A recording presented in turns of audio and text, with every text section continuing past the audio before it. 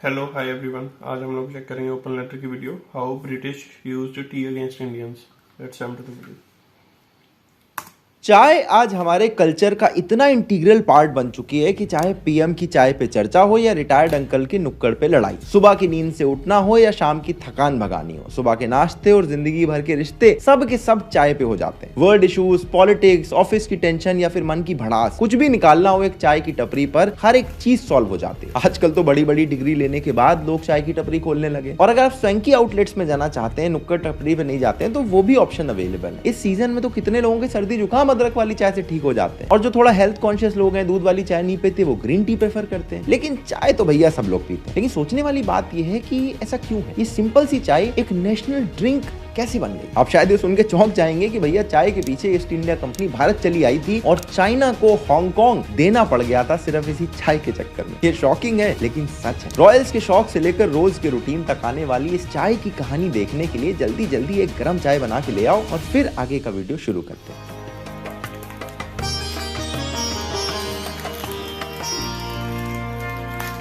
देखो, चाय की शुरुआत होती है चाइना से, इसीलिए चाय वर्ड भी मैंडरिन के चा वर्ड से निकलता है। उस टाइम पर चाय एक ड्रिंक नहीं बल्कि खाने की चीज थी। लोग पान की तरह चबा चबा के खाते थे। साउथ चाइना और हमारे असम में भी इस तरह का ट्रेडिशन था। ये जो चाय पीने की शुरुआत है ना, ये आज से बस 2500 साल पहले हुई। उस टाइम पर चाइना के रूलर शेनोंग को पानी उबाल के पीने का शौक था, और एक दिन गलती से उस पानी में चाय की पत्ती गिर गई। जब शेनोंग ने उस पानी को पिया तो उन्हें काफी एनर्जी फील हुई, और उसके बाद अपने एम्पायर में उन्होंने चाय का कल्टीवेशन शुरू कर दिया, और कुछ इसी तरह चाय जो खाने की चीज थी वो पीने की चीज बन गई। अब कहा जाता है कि ये ड्रिंकिंग सिचुआन या यूनान में ओरिजिनेट हुई थी, लेकिन इसे नॉर्दर्न चाइना और बाकी देशों में बुद्धिस्ट मॉन्क्स ने पॉपुलराइज करा था। ये जो मॉन्क्स थे, ये चाय को मेडिसिन की तरह यूज करते थे, इसकी हीलिंग प्रॉपर्टी के लिए या मेडिटेशन सेशंस करने के लिए। अब इसीलिए जैसे जैसे बुद्धिज्म फैला, वैसे वैसे चाय की भी ड्रिंकिंग पॉपुलर होती चली गई। लेकिन तब भी ये बस एक मेडिसिनल ड्रिंक। इसके बाद आता है 17वीं सेंचुरी, जब चाइना के अंदर आता है टैंग डायनेस्टी का रूल, और इस टाइम पर चाय की प्रोसेसिंग ये शुरू करते हैं और नए नए तरीके डेवलप करते हैं, और ग्रीन टी फाइनली मेडिसिन के साथ साथ टेस्ट के लिए भी यूज होना शुरू हो जाती है। 10th सेंचुरी तक इस डायनेस्टी ने साउथ एशिया में चाय का ट्रेड करना भी शुरू कर दिया, और धीरे धीरे सिल्क रोड से होते हुए चाय मिडिल ईस्ट और सेंट्रल एशिया भी पहुंचने लगी। इसी रूट से होते हुए चाय भारत के कश्मीर और लद्दाख तक भी पहुंची। कश्मीर के कहवा में अगर आप देखें, एक पर्शियन टच देखने को मिलता है, लेकिन लद्दाख में तिब्बतन इन्फ्लुएंस है, इसकी वजह से लोग बटर टी प्रेफर करते हैं। इनफैक्ट जापान में तो टी इतनी पॉपुलर है कि आज वहां की टी सेरेमनीज पूरी दुनिया में पॉपुलर है। लेकिन आजकल यूज होने वाली जो ब्लैक टी है, ये सबसे पहले मिलती है मिंग डायनेस्टी के टाइम पर, जब टी को ऑक्सीडाइज करना शुरू किया जाता है, और इसी फॉर्म में ये पहुंचती है यूरोप, जहां पोर्चुगीज और डच सबसे पहले इसे पीना शुरू करते हैं। ब्रिटेन में ये टी पहुंचती लेकिन ज्यादा पॉपुलर नहीं होती, पर जब एक पोर्चुगीज प्रिंसेस की शादी इंग्लैंड के प्रिंस से होती है, तब ब्रिटेन में लोग सोचते हैं कि भैया रॉयल्स चाय पीते हैं, तो हम भी इन्हें इमिटेट करके चाय पीना शुरू कर दें, और फिर वहां के कॉमन लोगों के बीच में चाय तेजी से पॉपुलर होने लगती है। लेकिन उस टाइम तक टी इंडस्ट्री पर चाइना की एक मोनोपोली होती थी, और ईस्ट इंडिया कंपनी चाइना से टी इंपोर्ट करती थी। लेकिन चाइना में ब्रिटिश प्रोडक्ट्स की इतनी डिमांड नहीं थी, इसलिए चाइना जो टी है उसके बदले सिल्वर एक्सेप्ट करता था, और इस वजह से धीरे धीरे ईस्ट इंडिया कंपनी के जो सिल्वर रिजर्व थे वो खत्म होते जा रहे थे। अब ब्रिटेन में लोग चाय के एडिक्ट हो चुके हैं, ईस्ट इंडिया कंपनी का सिल्वर खत्म हो रहा है और चाइना की चाय पे मोनोपोली है। तो ईस्ट इंडिया कंपनी को आया आइडिया, इन्होंने सोचा क्यों ना चाइना के लोगों को भी ऐसी किसी चीज का एडिक्ट बना दे जिसकी डिमांड सिर्फ हम ही लोग फुलफिल कर सके, और वो ऐसा एक प्रोडक्ट ढूंढ लेते हैं। ये था ओपियम यानी अफीम। लेकिन ओपियम को ग्रो करने के लिए ईस्ट इंडिया कंपनी को चाहिए थी जगह, चीप लेबर, और ऐसी कोई जगह जहां से ओपियम को ट्रांसपोर्ट कर सके। और तब उनकी नजर पड़ती है भारत पर, जहां ये तीनों फैक्टर अवेलेबल थे, और वहीं से शुरू होता है ईस्ट इंडिया कंपनी का बंगाल इन्वेजन। बहुत बार लोग ये पूछते हैं कि ब्रिटिशर्स तो कहीं से भी भारत आ सकते थे ना, ये बंगाल से ही क्यों आए? इसका सबसे लॉजिकल रीजन यही है कि बंगाल वो सबसे परफेक्ट जगह थी जहां पर लैंड अवेलेबल था, चीप लेबर था, और एक पोर्ट भी था जहां से चीजों को इधर से उधर ले जाया जा सके। इसके अलावा दार्जिलिंग और असम का क्लाइमेट भी उस टाइम पर टी प्लांटेशन के लिए काफी परफेक्ट जगह थी। तो 1757 में बैटल ऑफ प्लासी होता है, ब्रिटिशर्स बंगाल के नवाब को हरा देते हैं, और बंगाल में ओपियम की खेती धूमधाम से शुरू हो जाती है। और यहाँ जितना ओपियम पैदा होता है वो चाइना स्मगल होना शुरू हो जाता है, और देखते देखते चाइनीज इसके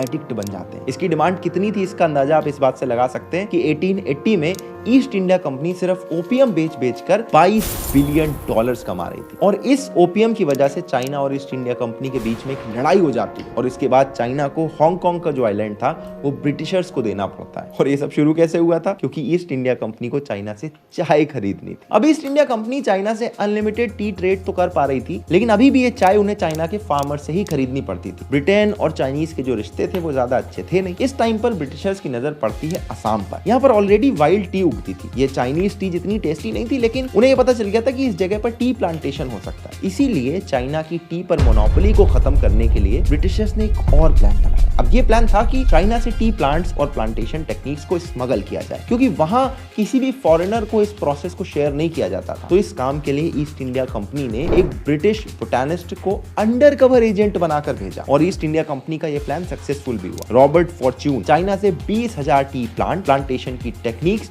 और 8 चाइनीज प्लांटेशन वर्कर्स को लेकर भारत आ गया और इस पूरी की पूरी चीज को पूरी हिस्ट्री में सबसे ज्यादा प्रॉफिटेबल हाइस्ट बताया जाता है। और कुछ इस तरह से असम में टी प्लांटेशन की शुरुआत हो जाती है। असम के अलावा तमिलनाडु के नीलगिरी हिल्स में भी टी प्लांटेशन शुरू होती है और सिर्फ कुछ ही सालों में भारत की जो टी इंडस्ट्री थी वो चाइना को टक्कर देने लगती है। आज के टाइम में अगर आप देखें, असम में 40,000 से ज्यादा टी गार्डन्स हैं और नीलगिरीज में 60,000 से ज्यादा। अब ये तो बात हुई कि भारत में चाय प्रोड्यूस होना कैसे शुरू हुई, लेकिन लोगों ने इसे पीना कैसे शुरू कर दिया। देखो, ये प्रोडक्शन से पहले ही लोग इसको पी रहे थे। असम के जंगलों में तो चाय उगती थी और जो मॉडर्न चाइनीज टी थी वो भी भारत आ चुकी थी। लेकिन ये सब कुछ ना सिर्फ उन सिटीज में लिमिटेड था जहां पर इंटरनेशनल ट्रेड होता था और उन सिटीज में भी सिर्फ एलीट लोग चाय प्रेफर करते थे। 1689 में एक इंग्लिश ट्रैवलर ने अपनी बुक में लिखा है कि इंडियन ट्रेडर्स चाय में हॉट स्पाइसेस, लेमन्स या शुगर कैंडी वगैरह मिला के पीते थे। लेकिन ब्रिटिशर्स की टाइम चाय को लेकर एक स्टिग्मा बन गया। कुछ लोगों का ये मानना था कि जो लोग चाय पीते हैं ना, इन्होंने ब्रिटिश राज को एक्सेप्ट कर लिया है। बंगाली हिस्टोरियन गौतम भद्रा के अकॉर्डिंग 1880s में पब्लिक प्रेस में जितने भी लोग चाय पीने को लेकर एंथुसियास्टिक थे,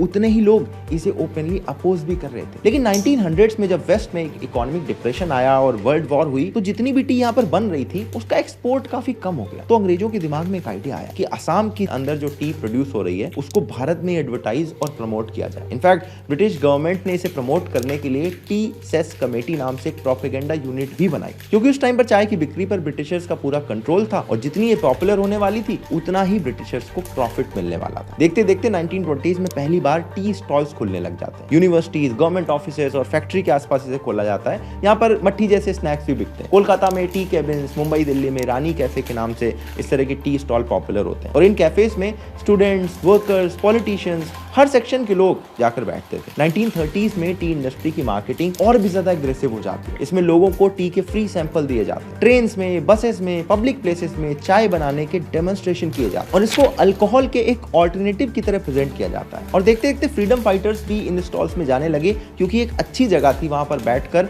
प्लानिंग करने के लिए। अब ये टी स्टॉल पॉपुलर हो ही रहे थे, लेकिन महात्मा गांधी ने एक बड़ा कदम ले लिया। उन्होंने स्वदेशी अभियान शुरू कर दिया। उस टाइम पर लोगों से ब्रिटिशर्स के जितना भी सामान था उनको बॉयकॉट करने को कहा गया और इसमें चाय भी शामिल थी। इनफैक्ट महात्मा गांधी तो टी प्लांटेशन के खराब वर्किंग कंडीशन और लो पे को भी हाईलाइट करते हैं। इसकी वजह से कई वर्कर्स या तो ये काम छोड़ देते हैं या फिर स्ट्राइक पर चले जाते हैं। गांधी जी टी के एडवर्टीजमेंट को भी काफी क्रिटिसाइज करते हैं। वो कहते हैं कि भैया strong tea is a poison और उसको कॉशियसली एडवर्टीजमेंट करने के लिए बोलते हैं। इस क्रिटिसिज्म के बाद एडवर्टाइजर्स ये रियलाइज करते हैं कि भारत में जो नेशनलिज्म का सेंटिमेंट है ये बढ़ता जा रहा है, इसलिए अब वो एक ब्रिटिश एस्पिरेशनल ड्रिंक की तरह चाय को एडवर्टाइज नहीं कर सकते, बल्कि उन्हें घर घर तक पहुंचने के लिए भारत की हर कास्ट, क्रीड और सेक्शन को अपील करना पड़ेगा और इसीलिए वो टी को एक स्वदेशी ड्रिंक की तरह प्रमोट करने लग जाते हैं। आप ये दो एडवर्टीजमेंट देखो, एक स्वदेशी मूवमेंट से पहले और दूसरा उसके बाद का, आपको एक क्लियर शिफ्ट दिखाई देगा इन दोनों के अंदर ही। इनफैक्ट इंडिपेंडेंस के बाद टी मार्केटर्स ये स्टेटमेंट देते हैं कि चाय भारत के लोगों के लिए एक यूनिफाइंग फोर्स है और इसे एक कल्चरल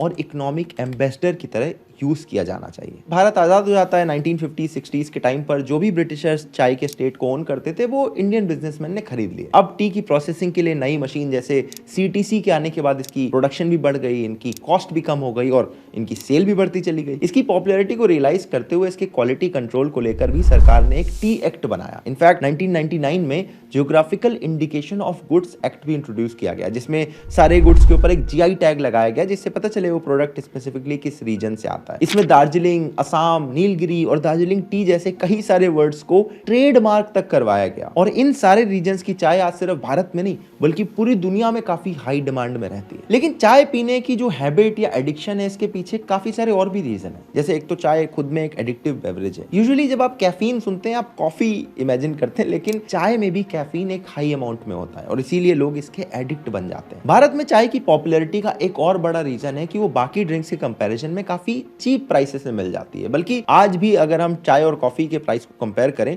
तो चाय काफी सस्ती मिलती है। और हिस्टोरिकली चाय क्योंकि एक मेडिसिनल ड्रिंक की तरह देखी जाती थी, इस वजह से भी लोग इसे ज्यादा जल्दी एक्सेप्ट कर पाए। चाय की एक और खासियत है कि ये अलग अलग कल्चर्स में ना इजिली ब्लेंड हो जाती है, वहीं के जैसी बन जाती है। जैसे भारत के अंदर अलग अलग रीजन्स में भी आप ये डिफरेंस देखेंगे। जो काऊ बेल्ट है वहां पर मिल्क टी पॉपुलर है, लद्दाख जाएंगे तो बटर टी है, कश्मीर है कहवा है, और इनफैक्ट कहवा के अंदर भी 36 वेराइटीज हैं। तो ये भारत के अलावा टर्किश, ईरानियन, जापानीज हर एक जगह आप जाएंगे वहां पर अलग तरह की चाय और अलग तरह का लोकल फ्लेवर आपको दिखेगा। और इसीलिए भारत के 80% लोग आज चाय पीते हैं। हालांकि सदर्न पार्ट ऑफ भारत में बहुत सारे लोग मसाला चाय से ज्यादा फिल्टर कॉफी वगैरह प्रेफर करते हैं, बट मेनली ये रीजन है कि भाई वहां पर कॉफी ज्यादा प्रोड्यूस होती है, आप मैप से देख सकते हैं। तो नेचुरली हमें वहां पर कॉफी ज्यादा देखने को मिलेगी। खैर, ये जो चाय वर्सेस कॉफी की एटर्नल डिबेट है, इसको आप कमेंट में कंटिन्यू कर लेना। आप क्या प्रेफर करते हो ये भी कमेंट करके बता देना। मेरा मकसद था चाय की इस पूरी बड़ी सी कहानी को मैं आपको सुना दूं। अगर वीडियो अच्छा लगा आगे शेयर कर देना। मैं